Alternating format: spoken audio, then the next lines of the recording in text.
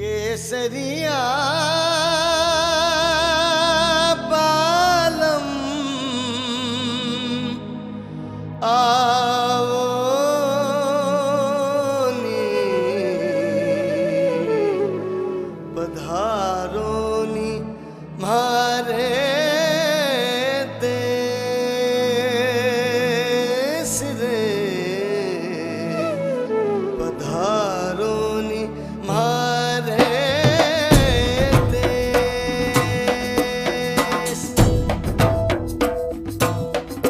केसरिया बालम आओ नी पधारो नी मारे देश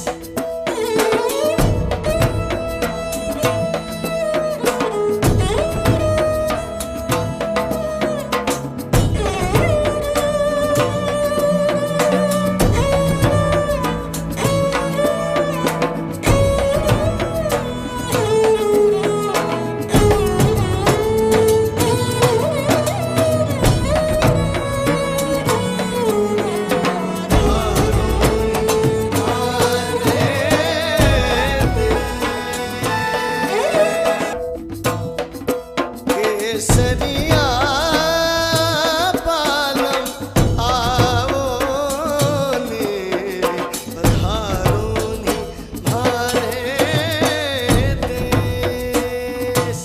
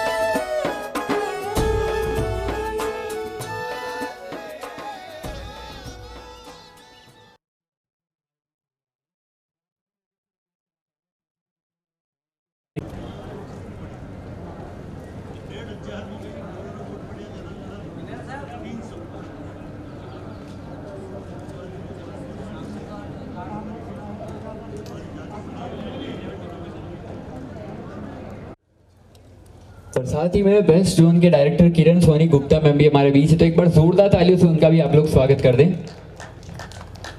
आगाज में हमारे सबसे पहले कहते हैं कि जब हम लोग बचपन में पढ़ते थे ना, तो एक किताब हुआ करती थी जो पर्यावरण, और वो पर्यावरण बदलकर कब विज्ञान हो गई हमें समझ नहीं आया। मतलब सबसे जरूरी बात जो मैं आपको बताना चाहता हूँ कि विज्ञान की शुरुआत भी पर्यावरण से होती है, और बात की जाए तो इन सबकी शुरुआत होती है शिक्षा से। तो आज मैं मंच पर सबसे पहले अभिभाषण के लिए इन्वाइट करना चाहूंगा कुलपति Rajasthan Vidyapeeth professor S Sarang Devore sir, please मंच पर पधारें आज के इस अभिभाषण के लिए और कार्यक्रम के आगाज के लिए। एक बार जोरदार तालियां आप सभी की मिल जाए तो बड़ा। जैसा कि आप सभी को विदित है कि राजस्थान पत्रिका और JR राजस्थान विद्यापीठ के संयुक्त तत्वाधान में प्रशासन के सहयोग से ये कार्यक्रम अतिथि के रूप में माननीय संभागीय आयुक्त आदरणीय भट्ट साहब पधार चुके हैं। स्वागत और वंदन। साथ ही हमारे सम्माननीय जिला अधीक्षक श्री ताराचंद जी मीणा साहब,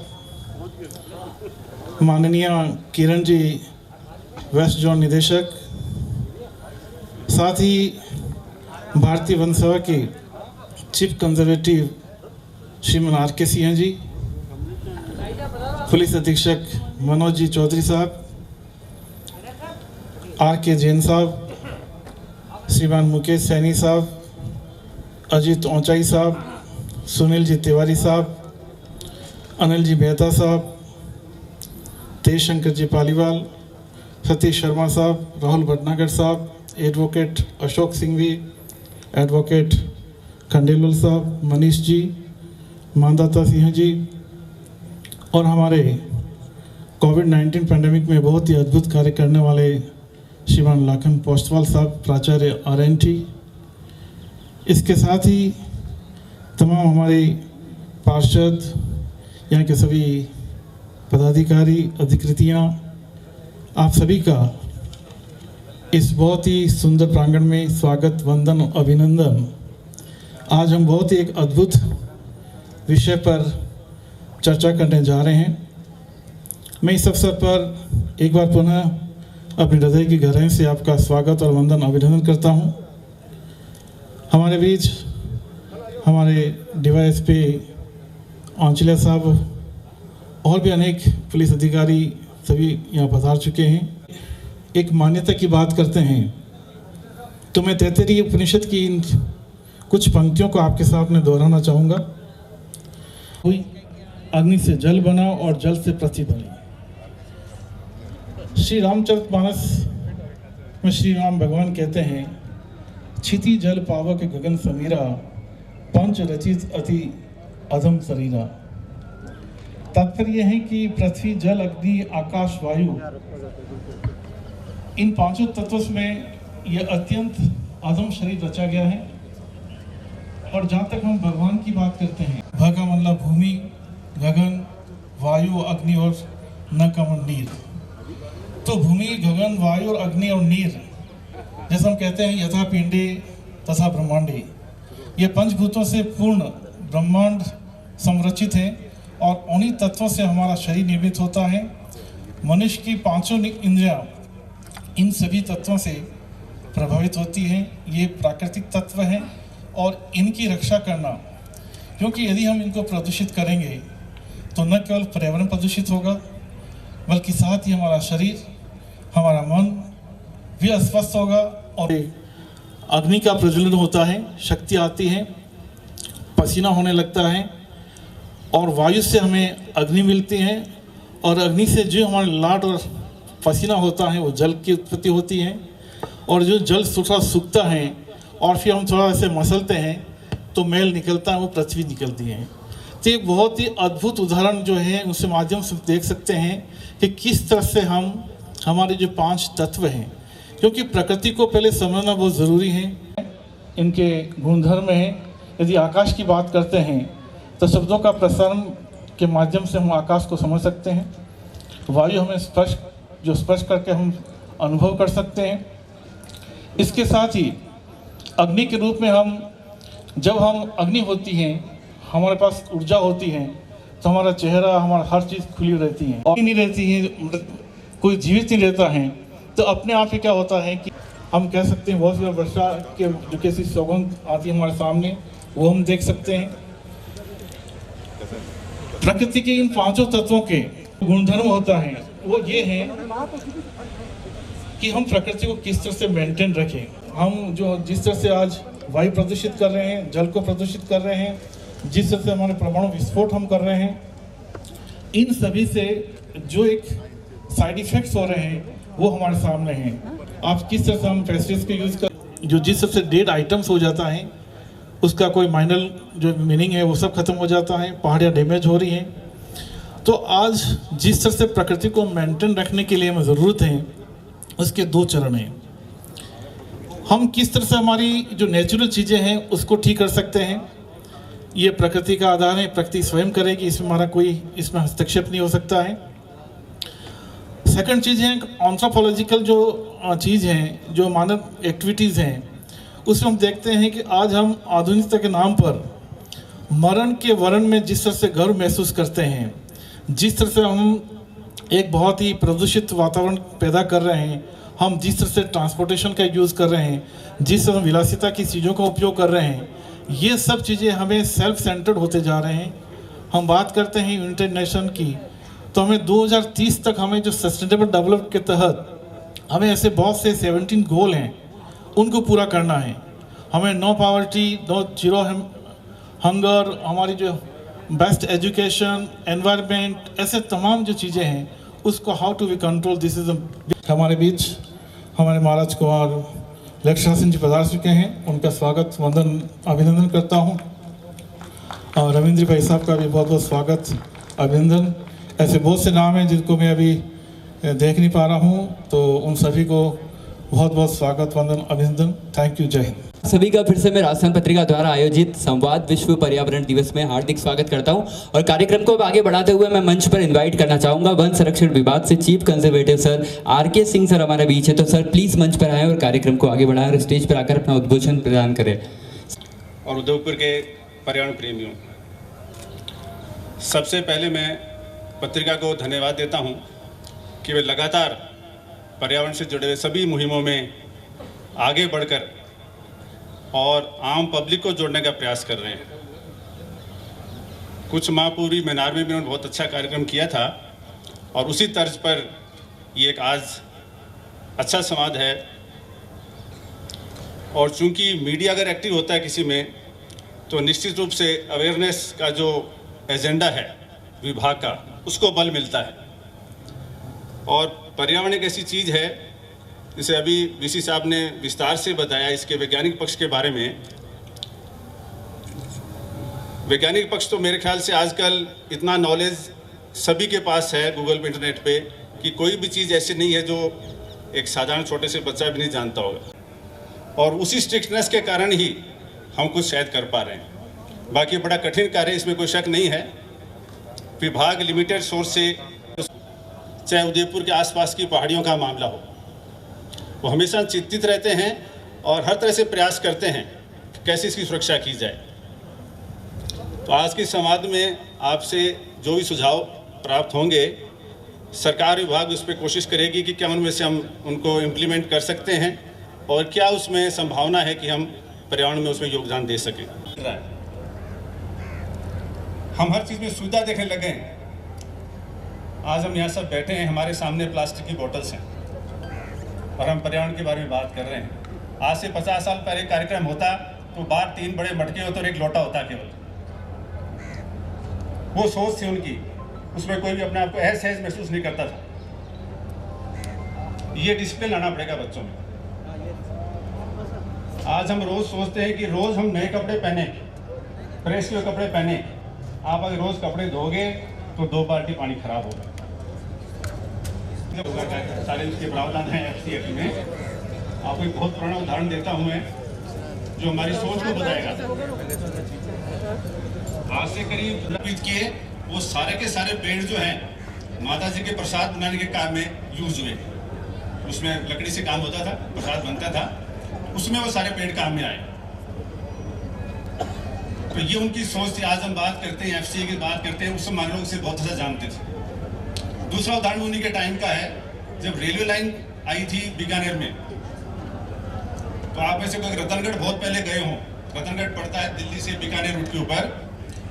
तो अब तो शायद बड़ी लाइन होगी, उसके बाद मेरा जाना नहीं हुआ। जब छोटी लाइन थी तो वहाँ पे रतनगढ़ में एक बहुत ही बड़ा लंबा घुमाव था। मतलब इस तरह से ट्रेन घूमती थी कि बिल्कुल सी से भी ज़्यादा बड़ा कार घूमता था।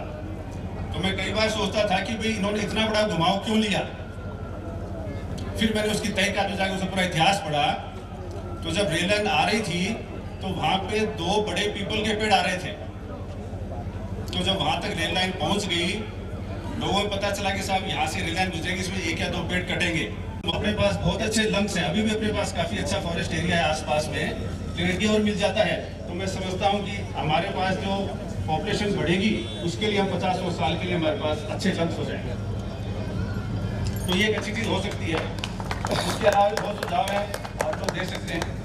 और आपने देखा कि चीरा घाटा हमारा जो रास्ता जाता था उसको बंद करने के बाद में वहाँ पे एक अच्छा नगरवन बन गया है और एक बहुत अच्छा स्पॉट हो गया हमारे उदयपुर वासियों के लिए। पास में जैव विविधता पार्क एक बहुत अच्छा स्पॉट हो गया है। तीसरा जैव विविधता पार्क भी हमें तितली पार्क में बनाने की शुरुआत कर रहे हैं, कि वहाँ तितलियाँ काफ़ी आती हैं। आमजन को अभी क्या है कि वन्य प्राणी में तितलियों के बारे में थोड़ी सी जानकारी कम थी, तो वहाँ करीब 60 प्रजाति की तितलियाँ हैं। तो ये एक अच्छी शुरुआत है कि हम शुरू कर सकते हैं। और चौथी चीज़, अभी जो हम केवड़ा की नाल हमारे बिल्कुल पास में बड़ा अच्छा फॉरेस्ट है, जंगल आप लोगों ने देखा है वहाँ। तो वहाँ पे माननीय CM साहब ने घोषणा की इस बार बजट में यहाँ बॉटनिकल गार्डन की शुरुआत की जा रही है। तो जहाँ जैसे जयपुर में आदरणीय कपूर जी के नाम से जो पार्क है, आपने देखा बड़ा अच्छा पार्क है, शुरू होगा और उसकी शुरुआत भी हम कर रहे हैं। बिल्कुल ये एक अच्छा स्थान होगा। इस पर्यावरण दिवस पर एक यही संकल्प लें कि समाज से जो कुछ भी बनेगा वो करेंगे। और निश्चित रूप से न केवल उदयपुर बल्कि पृथ्वी को बचाने के लिए एक ऐसी मुहिम रहेगी कि हमारे आने वाली जो पीढ़ियाँ हैं ये नहीं कहें कि हमने कभी गलती करी। जैसे हम आज करें, हमारे पूर्वज बड़े अच्छे थे, समझदार थे, वो भी ये बात करें। इसी बात के साथ मेरी बात को विराम देता हूँ। बहुत बहुत धन्यवाद। संपादक श्रीमान संदीप जी पुरोहित को, जिन्होंने जनता की पत्रकारिता करते हुए नए मापदंड स्थापित किए। तो sir please come on the stage. एक बार आपकी जोरदार तालियों के बीच please Sandeep sir come on the stage, जल्दी से स्टेज पर आ जाएं आप सर। क्या बात है कि बार बार ये मजबूरी मैं 3 साल फ्लैशबैक में जा रहा हूँ। 3 साल पहले यही दिन था, यही जगह थी और यही लोग थे। लगभग रक्षा सिंह जी मौजूद थे। तब मैं बड़े बेमन से आया था इस शहर में, लेकिन आज मैं कहता हूँ ये दुनिया के सबसे खूबसूरत शहरों में से एक है और इस शहर को बचाने की जिम्मेदारी भी आप लोगों की है। तब लोग इकट्ठे करने के लिए मुझे स्वर्गीय विधायक किरण माहेश्वरी जी का सहयोग लेना पड़ा। भट्ट साहब का शहर है, मैं तो मुसाफिर हूँ इस शहर में। यही कहूँगा। मैं आदरणीय लक्षराज सिंह जी साहब का स्वागत करता हूँ। वो तो हमेशा हमारे साथ रहते ही हैं। चीफ कंजर्वेटर RK सिंह साहब का, जैन साहब का, मुकेश जी का, डेफो साहब का, मैडम किरण सोनी गुप्ता जी का, जिन्होंने हमें बहुत सहयोग दिया है इस कार्यक्रम को करने के लिए।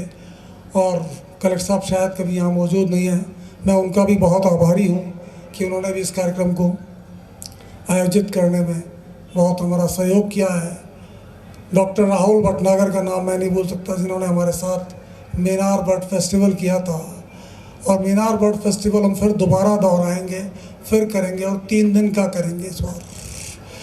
तो मैं राजस्थान विद्यापीठ का भी आभारी हूँ जो हमारी पार्टनर है इस प्रोग्राम में।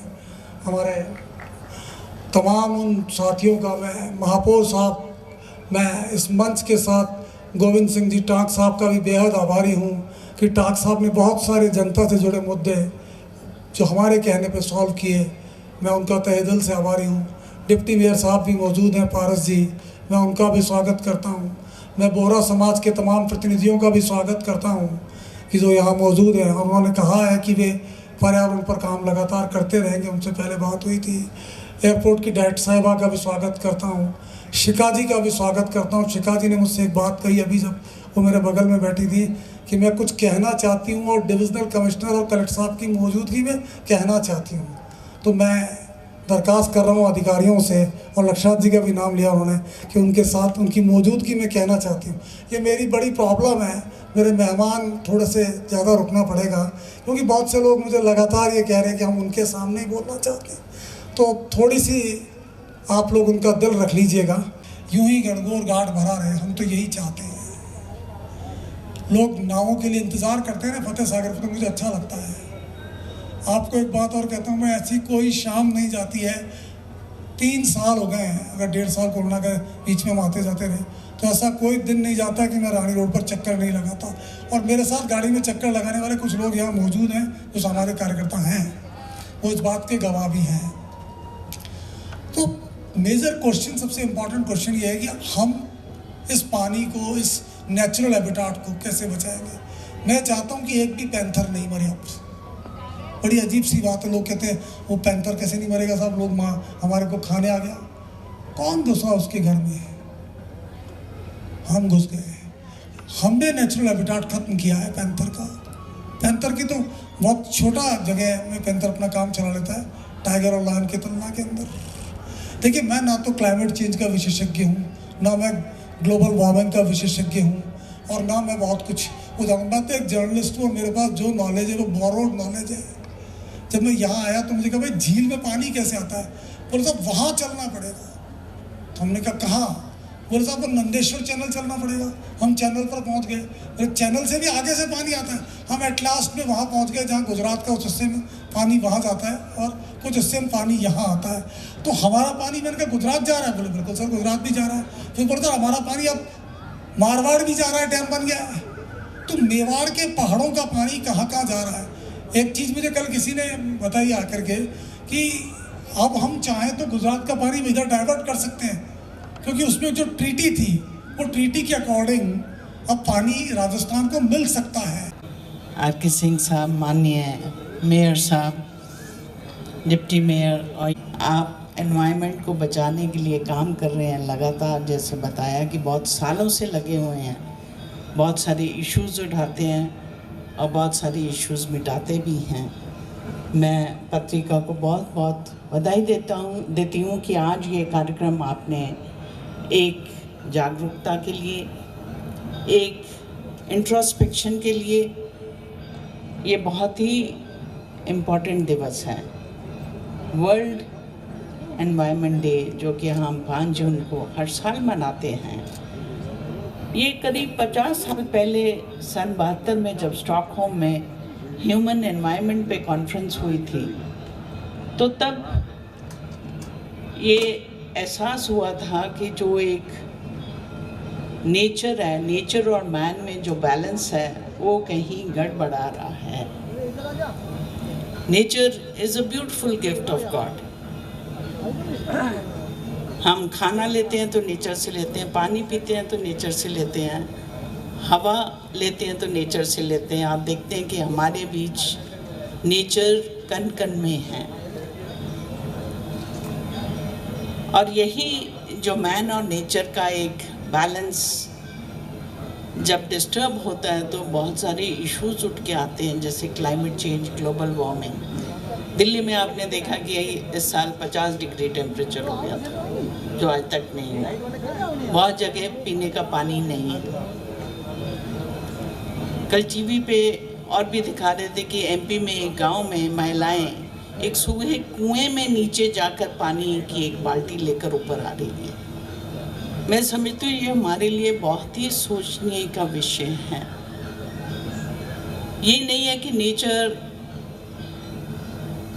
सबके लिए it's a common responsibility. National international level पे सभी कंट्रीज, हमारी नेशनल पॉलिसी भी है एनवायरमेंटल प्रोटेक्शन की, और जैसे काफी कोर्ट से एक बहुत ही सुपर एक्टिव एजेंट की तरह इसमें काम कर रही हैं। लेकिन ये हम लोग भी as citizens of this earth, ये हमारी कॉमन रिस्पॉन्सिबिलिटी है कि नेचर को हम बचाए रखें। इसको आप ऑफिस से उठकर चले जाते हैं तो आपका एसी, पंखा, लाइट सब जल रही होती हैं, वही घर में होता है। क्यों नहीं आज हम एनर्जी क्राइसिस की भी बात करते हैं? क्यों नहीं हम ऐसे सेंसर्स लगा दें, जो कि मैंने चाइना में 8-10 साल पहले देखा था कि वे लाइट्स आपके चलने से ही चलती हैं, आप निकल जाते हो तो लाइट बंद हो जाती है। And it was sort of a very new thing for me at 10 years ago। लेकिन वो एनर्जी सेविंग के डिवाइसेस हम भी लगा सकते हैं, हम भी यूज़ कर सकते हैं, लेकिन अपनी डाइटरी हैबिट्स में जैसे बताया चेंज करना। हमारा एनिमल किंगडम हमारा, चाहे वो डिफॉरेस्टेशन के इश्यूज़ हैं, माइनिंग के इश्यूज़ हैं, और बहुत बार एज एडमिनिस्ट्रेटर्स एंड प्लानर्स हमारे में बहुत बड़ा एक बुलाते हुए मैं स्टेज पर बुलाना चाहूँगा Sushri Shikha Saxena ma'am, deputy director tourism department Udaipur, अगले इस कार्यक्रम को उद्बोधन के लिए। एक बार जोरदार तालियां मैम के लिए आपकी तरफ से मिल जाए। And just about 300 plus islands there, Palau in West Pacific. Today they are very much famous for their anti-nuclear constitution, domestic whether they are international, that they will protect our environment, they will respect our culture, our tradition, and in the first city in India to launch this. That's why I was waiting for us to be here. Let us think of some new ways of including our tourists in this beautiful campaign. Thank you. के महापौर श्रीमान गोविंद सिंह जी ठाक को एक बार आपकी जोरदार तालियों के साथ मंच पर आमंत्रित करना चाहता हूँ। प्लीज सर कम। जिला प्रशासन के संपूर्ण अधिकारी, पत्रिका समूह के सभी भाइयों एवं बहनों, पहले तो मैं सबसे पहले पत्रिका समूह को बहुत धन्यवाद देता हूँ कि उदयपुर के लिए ये जो आप कार्य कर रहे हैं पर्यावरण के लिए, ये बहुत ही लाभदायक है।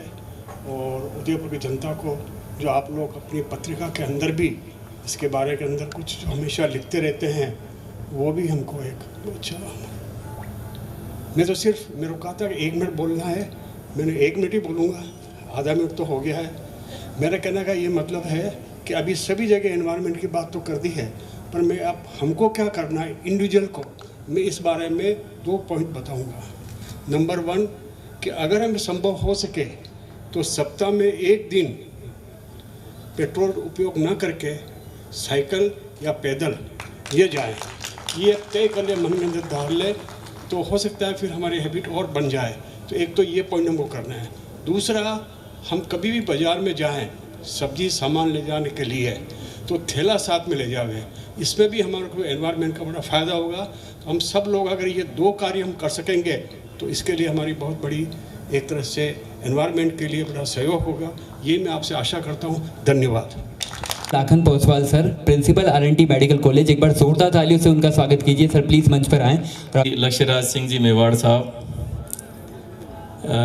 आज की एंड इस कार्यक्रम के आयोजक राजस्थान पत्रिका समूह के संपादक श्री संदीप जी पुरोहित साहब और राजस्थान विद्यापीठ के कुलपति श्रीमान सारंग देवोत साहब, वे सभी उदयपुर के गणमान्य नागरिकों, इस सुंदर शाम को झील के किनारे और इस सुंदर प्राचीन इमारतों के बीच राजस्थान पत्रिका ने जो ये आज समारोह पर्यावरण दिवस के उपलक्ष्य में झीलों के संरक्षण के लिए आयोजित किया है, इसके लिए मैं राजस्थान पत्रिका समूह को बहुत बहुत बधाई देता हूं। और संदीप जी का जो ये एक इनोवेटिव पहल रहती है पर्यावरण को लेके, थोड़े दिन पहले इन्होंने फतेह सागर पे भी कार्यक्रम आयोजित किया था, मैनार में भी कार्यक्रम आयोजित किया था, और झीलों को बचाने के लिए और हमारे जो सुंदर पर्वत हैं उनको बचाने के लिए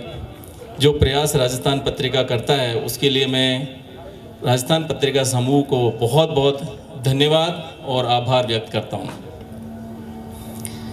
वैसे तो हमारे टाक साहब ने, मेयर साहब ने, कुलपति साहब ने, शिखा जी ने और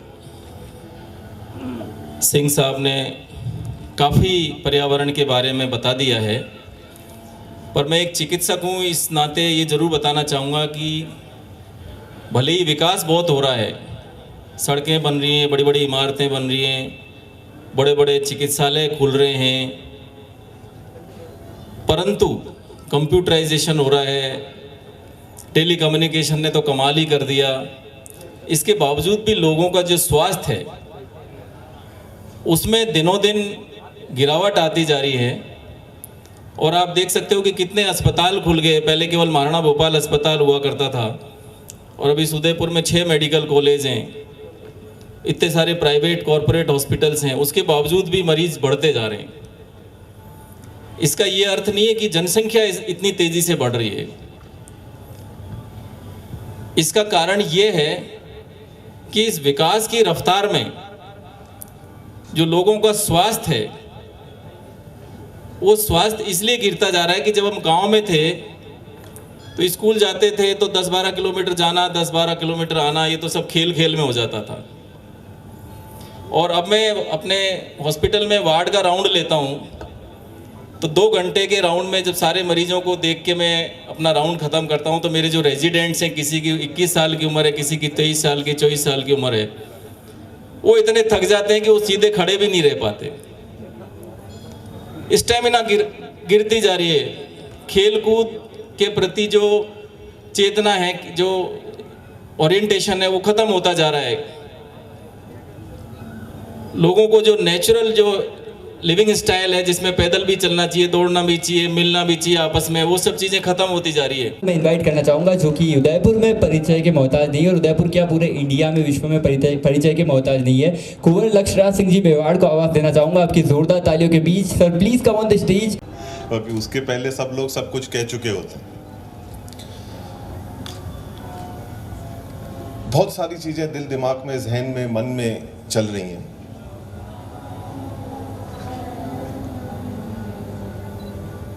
पर सबसे पहली बात तो ये, जब ये खूबसूरत हवा जब चेहरे पे लगती है तो एक बात तो मैं कहने पे मैं मजबूर हो जाता हूँ और कहनी चाहिए। देखिए, जब सच को सच कहना चाहिए तो कहना चाहिए, जब कड़वी बातें भी करते हैं तो अच्छी बात भी करनी चाहिए। और आज मंच ऐसा है कि जहाँ दोनों बातें होनी चाहिए। सबसे पहले तो मैं ये कहता हूँ, सब लोगों ने पत्रिका परिवार का धन्यवाद ज्ञापित किया। मैं सबसे पहले ये कहना चाहता हूँ कि अगर पत्रिका परिवार ये कार्यक्रम किसी शानदार 5 सितारा होटल के अंदर कराना चाहता तो शायद कोई उन्हें मना नहीं करता, और ये बहुत सक्षम थे उस काम को करवाने के लिए। पर बात बड़ी ये है कि उन्होंने और किसी दूसरी जगह को नहीं चुनी, उस जगह को चुनी जहां से पूरे प्रदेश को नहीं, शहर को नहीं, देश को नहीं, पर विश्व को पैगाम पहुंचाया जा सकता है कि आज भी हम हमारी झीलों से, संस्कृति से जुड़े हुए। ये एक जरूरी बात है देखने की। जब आदमी जितना ताकतवर होता है, जो काम कराने के लिए सक्षम होता है, उसके बावजूद जो वो रास्ता चुनता है, वो काबिल तारीफ है। तो मैं यही कहना चाहूँगा कि आज की तारीख में केवल कलम जो है वो 21वीं सदी का सबसे ताकतवर हथियार नहीं है, पर उनके साथ साथ जो एक सोच है वो भी आज जो यहाँ पर एक ताकत जो हम प्रदर्शित कर रहे हैं, वो हम लोगों को कहीं ना कहीं हमारी आत्मा में, दिल दिमाग में उतारने की, बसाने की एक आवश्यकता है।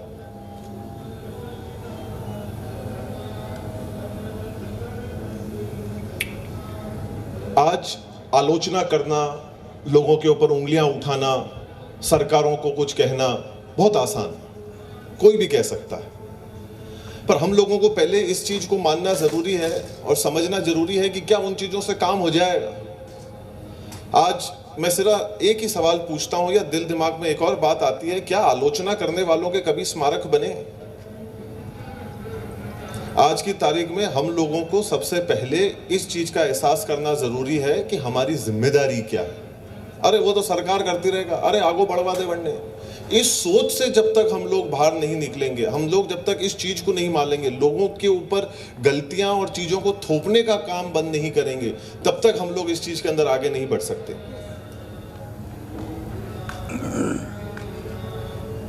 आज पर्यावरण के ऊपर हम इंसानों की बात तो कर रहे हैं, बट क्या इस पर्यावरण के अंदर, इस देश और दुनिया के अंदर केवल हम लोग ही जीते हैं? इसके अलावा भी इतने सारे जीव हैं जिनके शायद जबान नहीं है, जिनके पास शायद कोई सरकारी महकमा नहीं है जिनका जाकर वो दरवाजा खटखटा सकते हैं, जिनको जाकर वो कुछ कह सकते हैं। आज अगर हमारे कोई तकलीफ होती है तो हम जाकर लोगों को कह सकते हैं कि साहब हमारे ये तकलीफ हो रही है। तो हम लोगों को इस विश्व के अंदर, इस प्रदेश के अंदर, इस दुनिया के अंदर उन चीज़ों का भी ख्याल रखना एक बहुत ही आवश्यक काम है कि जिन लोगों की ज़बान नहीं है, जो बेजुबान हैं, जो लोग अपना दुख दर्द किसी को जाकर नहीं बता सकते।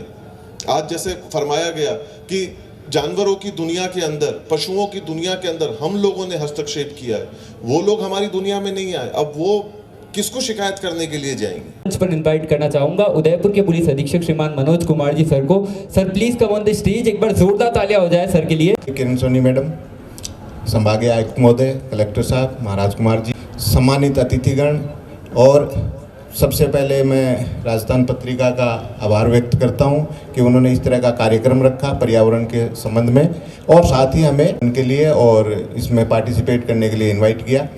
ये संवाद कार्यक्रम है और मैं जहां तक समझता हूं संवाद पर्याप्त हो चुका है, और अब ज़्यादा समय नहीं लेते हुए मैं केवल यही कहना चाहूँगा कि परमानेंटली पकड़ लेगी ये काम तो मैं हमेशा नहीं करूँगा, चाहे वो प्लास्टिक को लेके हो, चाहे वो पानी की बर्बादी को लेके हो, झील में पानी आना या नहीं आने के संबंध में हो, चाहे पेड़ों की कटाई के संबंध में हो। बहुत सारी चीज़ें हैं, बातें बहुत करी है, काम क्या करना है वो, और खुद को क्या करना है। मैं केवल इतना ही कहना चाहूँगा कि अपन ये संकल्प लेके जाएं कि मुझे क्या करना है आज के बाद। अगर ये कर लेंगे तो मेरे ख्याल में जैसे महाराज कुमार जी ने बताया कि इंसान इंसान जुड़ता जाएगा, दुनिया जुड़ती जाएगी। इंसान इंसान अपना काम सही तरीके से करता जाएगा, पूरी दुनिया अपने आप में अच्छी हो जाएगी। तो अपन स्वयं क्या करें इसका कोई संकल्प लेवें, किसी भी रूप में लेवें। अब यहाँ तक कि अब कई बार लगता है कि पर्यावरण का मतलब है या तो कोई धुआं है या कोई जो दिखता हुआ ऐसा कोई चीज़ है। अब जैसे बिजली है, पानी बचाने के अलावा मैं तो कहूँगा बिजली बचाने में भी अगर अपन देखें तो बिजली कहाँ से बनती है? कोयले से बनती है, ज़मीन में से निकलता है, खान में से निकलता है, वहाँ पर्यावरण का नुकसान हो रहा है। जब वो जलता है तो फिर प्रदूषण होता है। तो अगर हर आदमी 1 यूनिट बिजली भी प्रतिदिन बचाए या प्रति महीने भी एक आदमी, एक परिवार 10 यूनिट भी बचाए तो जुड़ के कितनी हो जाती है, कितनी कोयले की खपत कम हो सकती है, ये सब हमें देखने की ज़रूरत है। बिजली बचाने का भी मतलब मैं ये नहीं कहूँगा कभी भी कि आप पंखा भी नहीं चलाएं, लाइट नहीं चलाएं, AC नहीं चलाएं, सब चलाएं, लेकिन ऐसा बहुत सा समय आता है कि जब आप उस कमरे में मौजूद नहीं है, लेकिन आपका पंखा चल रहा है, आपका एसी चल रहा है, लाइट जल रही है, इतना भी अगर कर लें तो बहुत कुछ हो जाता है। एसी से आपको पता है क्लोरोफ्लोरोकार्बन्स, गुरुजी के बाद मैं शायद एकेडमिक बात नहीं करूं वीसी साहब के बाद, लेकिन फिर भी क्लोरोफ्लोरोकार्बन्स है, इससे ओजोन लेयर डिप्लीशन और क्या क्या चीज़ें होती हैं। अभी इस माहौल में इस समय मैं ये कहूँ कि एसी का उपयोग बंद कर दें या रेफ्रिजरेटर का उपयोग बंद कर दें, वो तो संभव नहीं है, लेकिन जहाँ संभव है उसका कम तो कर सकते हैं। जैसे मैंने एक कर रखी है, मेरे ऑफिस में मेरे आने के बाद ही एसी चलेगा। बहुत सारे ऑफिसेज में है कि वो एसी चलता रहता है, चाहे अधिकारी आए चाहे नहीं आए, किस समय आए किस समय नहीं आए। तो कुछ एक बात शुरुआत कर सके, अपन किसी भी चीज़ की शुरुआत कर सके, पानी बचाने की करें, बिजली बचाने की करें। खास तौर पे ये दो तो अपने हाथ में, अपने घर में रोज़ कर सकते हैं। जब तक ये बात करते हैं कि झील में पानी आ रहा है, उसकी जो इनफ्लो है उसको हम नहीं रोकें, वो तो एक एक आदमी के शायद हो सकता है संभव न हो, उसमें प्रशासन का भी ज़रूरत है, बाकी जागरूकता की भी ज़रूरत है, लेकिन अपने घर में तो ये कर सकते हैं। तो ये चीज़, छोटी छोटी चीज़ भी शुरुआत करेंगे तो बहुत कुछ कर सकते हैं अपन। अब सवाल यही है कि अपने को करना है, क्या करना है वो आप स्वयं सोचें। आपने सबने मुझे बुलाया, बोलने का मौका दिया, जो कि मैं नहीं चाह रहा था। संदीप जी ने ज़बरदस्ती बुलवाया है, क्योंकि इतनी सब वीसी साहब और सबकी इतनी बातों के बाद बोलने के लिए कुछ खास रह नहीं जाता है, अब केवल करने के लिए रह जाता है, और वो हमें सबको करना है। धन्यवाद, थैंक यू। अभी पधार चुके हैं जिला विधिक सेवा प्राधिकरण के सचिव श्रीमान कुलदीप जी शर्मा, एक बार जोरदार तालियां बजाकर उनका आप स्वागत कर दें। और साथ ही भाजपा जिला अध्यक्ष श्रीमान रविंद्र जी श्रीमाली भी हमारे बीच पधार चुके हैं, तो उनका भी आपकी जोरदार तालियों के साथ स्वागत। और इसके बाद मंच पर इन्वाइट करना चाहूंगा उदयपुर के जिला कलेक्टर श्रीमान ताराचंद जी मीणा साहब को मंच पर आए और अपना उद्बोधन दें। 5 जून को जो विश्व पर्यावरण दिवस है, इसकी पूर्व संध्या पर कणगौर घाट के एक खूबसूरत इस बैंक पर आज पर्यावरण की चेतना की दृष्टि से ये कार्यक्रम आयोजित किया। राजस्थान पत्रिका लंबे समय से को संरक्षण देने की दृष्टि से अपनी बात उठाती रहती है, चाहे वो पब्लिक इंटरेस्ट लिटिगेशन की बात हो या पब्लिक को अवेयर करने की बात हो, टाइम टू टाइम करती रहती है, चाहे वो मास्टर प्लान के लिए हो।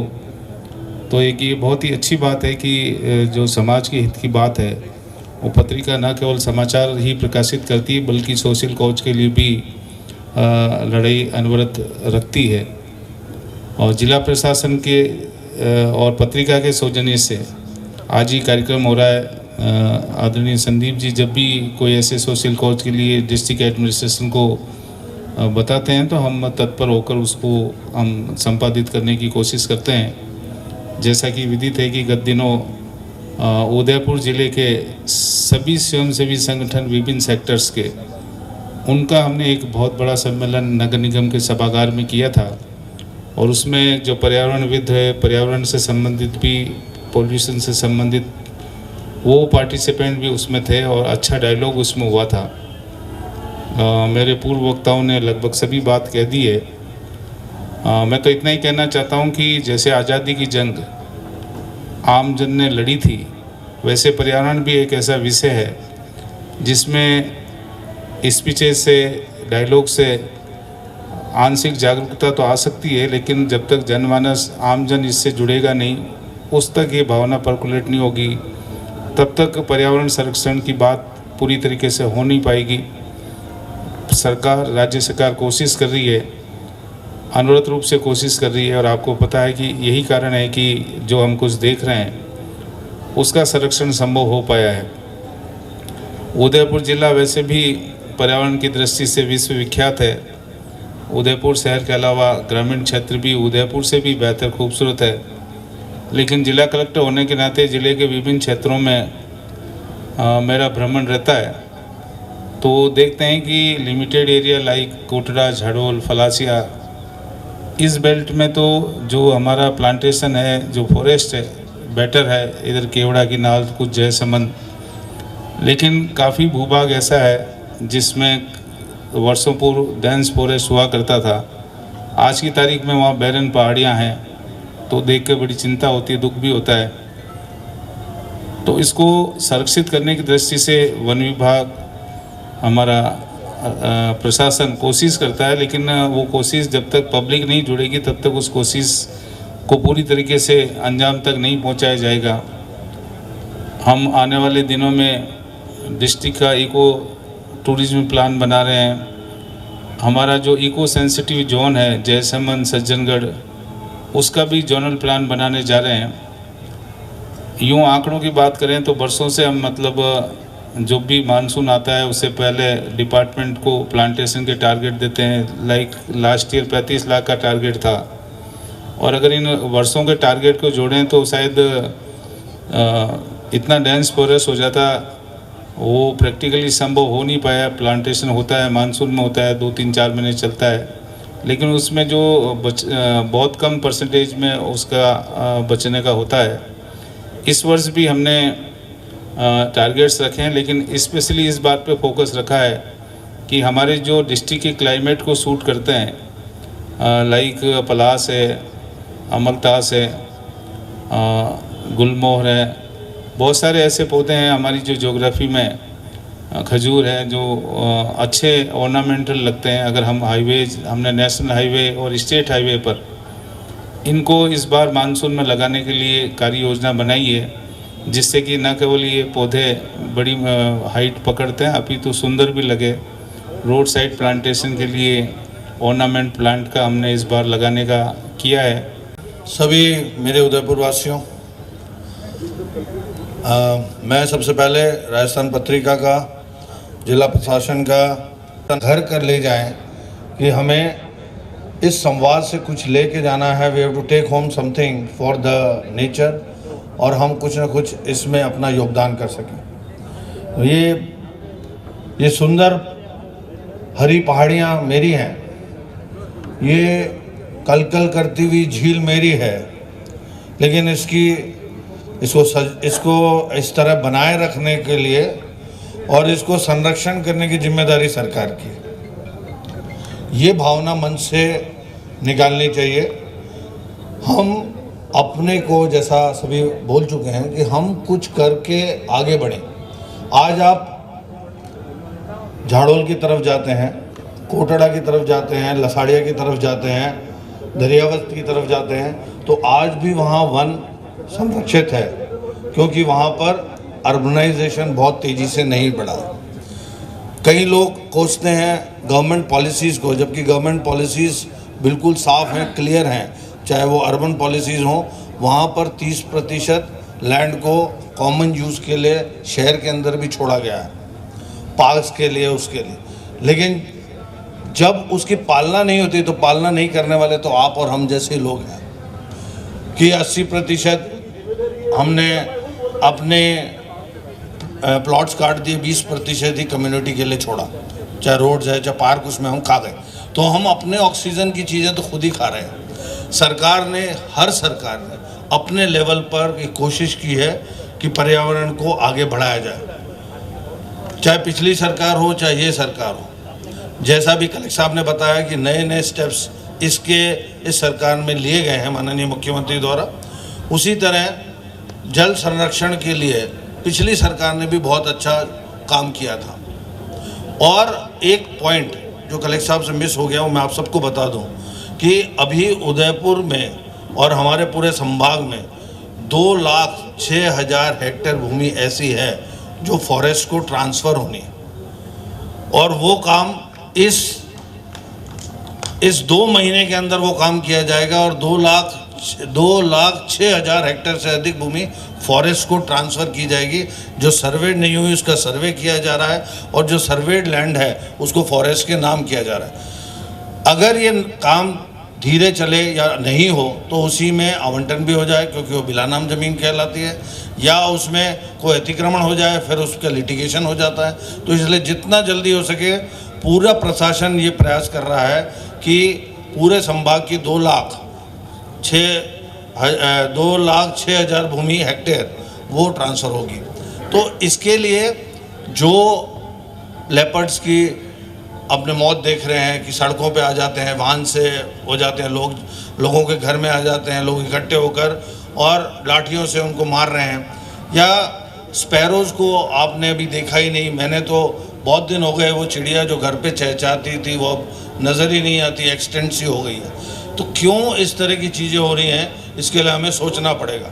सज्जनगढ़ पे चढ़ जाएं, वो पीछे जो पहाड़ियाँ हमेशा हरी रहती थी, आज उदयपुर फतेह सागर के चारों तरफ की पहाड़ियाँ तो हरी हैं, लेकिन सज्जनगढ़ से जब पीछे देखेंगे तो वो वीरान पहाड़ियाँ दिखेंगी। जो उदयपुर की फर्स्ट लेयर जो पहाड़ियों की है, उसके आगे जो सेकंड लेयर की पहाड़ियाँ हैं उसको हम ग्रीन और उसको करेंगे। उसमें फॉरेस्ट का भी बहुत बड़ा योगदान रहेगा।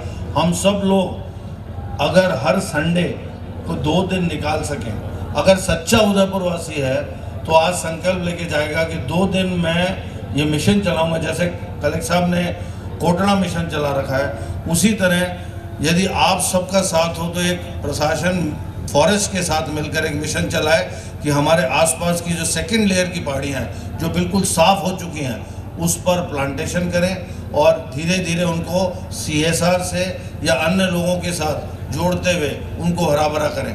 तो जो आप एक ऑक्सीजन लंग की बात कर रहे थे, जैसे सिटी के लिए गुलाब बाग ऑक्सीजन का लंग है, वैसे ही ये सेकंड लेयर की पहाड़ियाँ भी ऑक्सीजन का लंग बनेगी और उसको डेवलप करके उसको प्रोटेक्ट करने में प्रशासन पूरा आपका साथ देगा। तो मेरा आज का ये संकल्प, आप लोग यदि संकल्प उठाते हैं तो हम ये फॉरेस्ट डिपार्टमेंट और प्रशासन के साथ सेकंड लेयर को एक हरे बिल्कुल जो विकसित, जिसमें पेड़ ही पेड़ हों, घना जंगल डेवलप कर सके, ताकि जो वन जीव हमारे शहर की तरफ आ रहे हैं उनको एक पूरा जंगल मिल सके।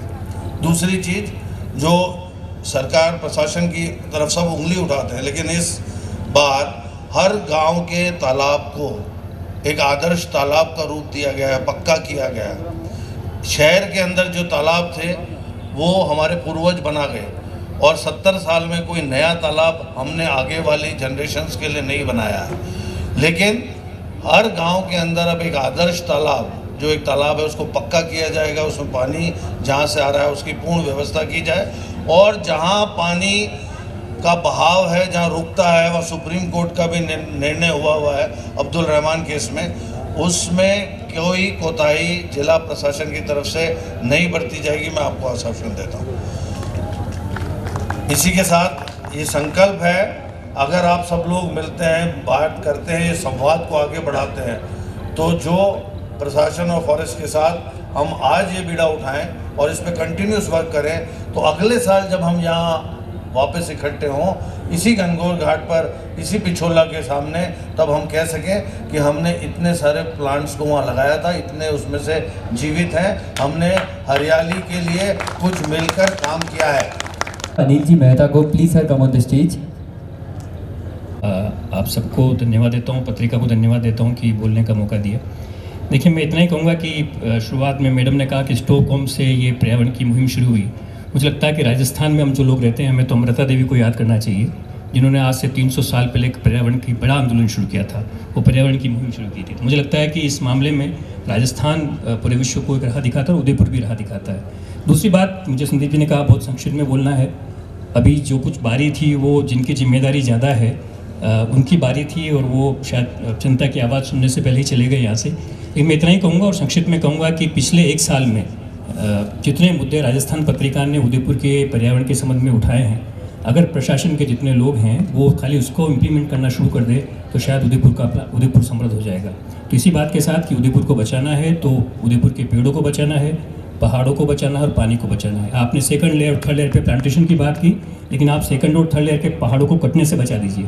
अगर आपने पहाड़ों को कटने से बचा दिया तो पेड़ अपने आप उगाएंगे और उदयपुर बच जाएगा। तो एक तो मैं यही कहूँगा कि उदयपुर के बारे में आप सबने कहा कि नागरिकों को संकल्प लेना चाहिए। नागरिकों का संकल्प मुझे लगता है कि पूरे विश्व में अगर सबसे पुख्ता संकल्प है तो उदयपुर के नागरिकों का है। जरूरत इतनी है कि ये जो नागरिकों के साथ संवाद बढ़ाने की वो प्रशासन और जिनकी जिम्मेदारी वो बढ़ाएं। और जितने, मैं फिर से रिपीट करता हूँ, राजस्थान पत्रिका ने पिछले 1 साल में जितना छापा है, अगर आप उसको कितना कर पाए तो आप उदयपुर को बचा पाएंगे। धन्यवाद। ये सचिव हमारे बीच है, कुलदीप जी शर्मा सर, प्लीज स्टेज पर आएँ। एक बार जोरदार तालियों से उनका आप लोग स्वागत कर दें। श्रीमान कुलदीप जी शर्मा। सभी लोगों को सादर नमस्कार। और सम्मानीय किरण सोनी मैडम और सम्मानीय लक्ष्यराज जी और अभी सभी उदयपुर के पर्यावरण प्रेमी और सभी सम्मानित जो लोग उपस्थित हैं, मैं उनका अभिनंदन करता हूं कि वो इस चेतना के कार्यक्रम में वो आए। मैं ज़्यादा समय नहीं लूँगा। मैं एक ही बात कहना चाहूँगा कि हमारे संविधान में नागरिकों के मूल कर्तव्यों में और राज्य के नीति निर्देशक तत्वों में पर्यावरण के संबंध में बात की गई। राज्य सरकारों ने भी देखा कि पर्यावरण का नुकसान हो रहा है और बहुत सारे कानून बनाए गए। आजकल मैडम है जैसे हर इंडस्ट्री के लिए पर्यावरण की एनओसी जरूरी हो गई, सेफ्टी मेजर्स पर्यावरण के लिए बचाने के लिए ज़रूरी हो गए।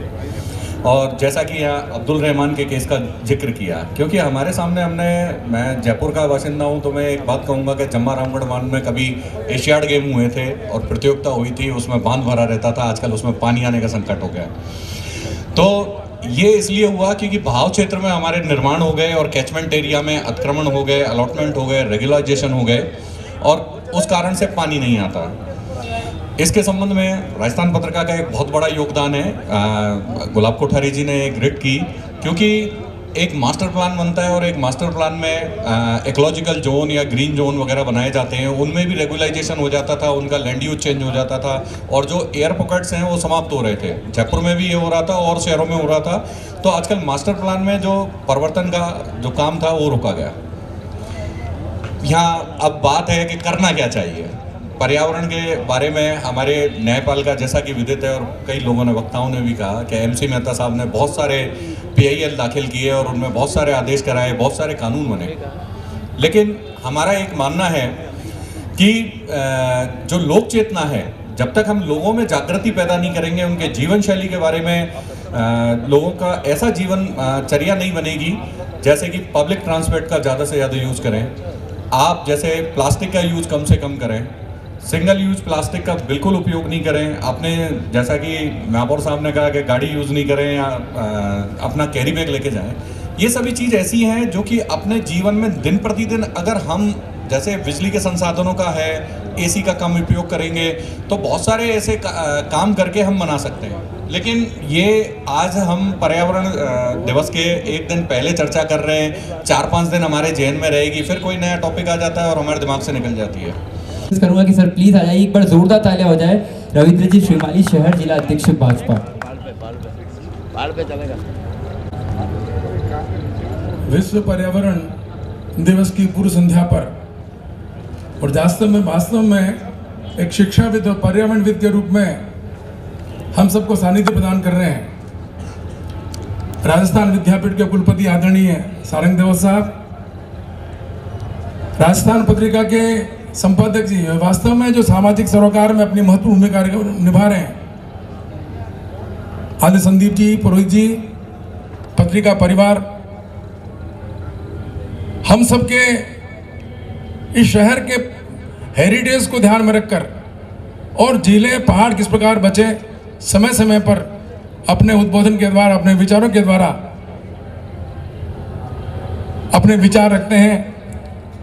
हम सबके बीच विराजमान परम आदरणीय महाराज कुंवर लक्ष्यराज सिंह जी मेवाड़ साहब, हर विषय पर जिस प्रकार से आप बात रखते हैं, यहाँ पधारे हुए सभी सम्मानित जनप्रतिनिधिगण, सभी प्रबुद्ध जन, सबसे पहले तो मैं आदरणीय संदीप पुरोहित साहब और राजस्थान पत्रिका का बहुत आभार करना चाहूँगा कि आज आपने जिला प्रशासन के सभी जिम्मेदार अधिकारियों को बुलाया है और साथ ही साथ जनप्रतिनिधि यहाँ पर आए हैं। पर्यावरण दिवस की पूर्व संध्या पर दो विचारकों ने बहुत अपने सुझाव दिए, विचार रखे हैं, आदरणीय संभागीय आयुक्त भट्ट साहब ने और ताराचंद जी ने, जो हमारे जिला कलेक्टर हैं। मेरा केवल ये निवेदन है कि हम जिस प्रकार से इस शहर को बचाने के लिए जो प्रयत्न कर रहे हैं और पत्रिका का बहुत महत्वपूर्ण योगदान है, उस पर गंभीरता से विचार करें। अपने कर्तव्य और अपने दायित्व को समझकर क्या हम इस उदयपुर शहर के साथ में न्याय कर रहे हैं अथवा नहीं कर रहे हैं, यह विचारणीय प्रश्न है। अभी पहाड़ियों को बचाने की बहुत सारी बात हुई है।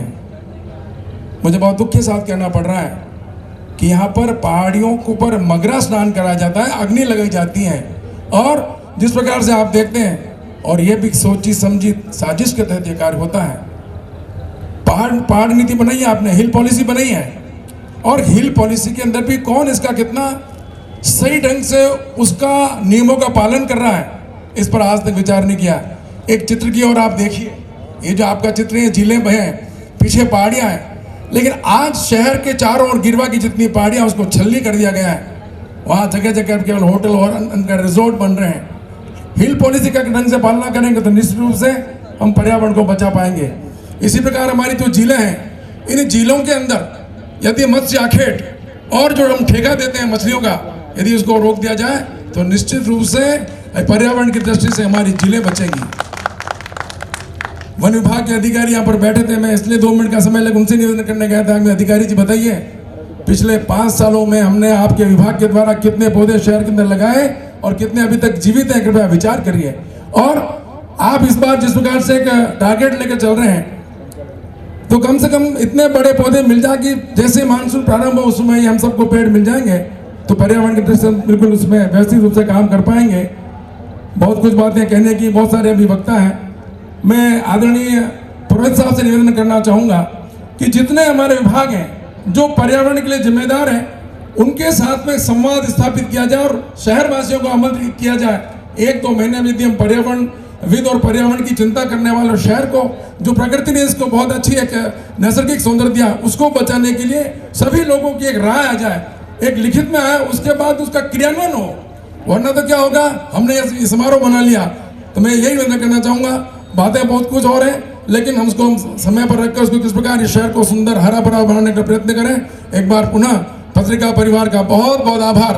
और ये मैं आप लोगों से यही निवेदन करना चाहूँगा, जितने जनप्रतिनिधि यहाँ पर हैं, प्रत्येक पार्षद अपने अपने क्षेत्र में, अपने अपने एरिया में, जहाँ उनकी चाहे झीलें हैं, चाहे उनके जितने भी क्षेत्र हैं, उसके अंदर पेड़ लगाकर और झीलों को बचाने का काम करेंगे, तो निश्चित रूप से हमको भी अपमान के अंदर गर्व का होगा कि हम शहरवासी हैं और शहर के लिए हमने कुछ योगदान दिया।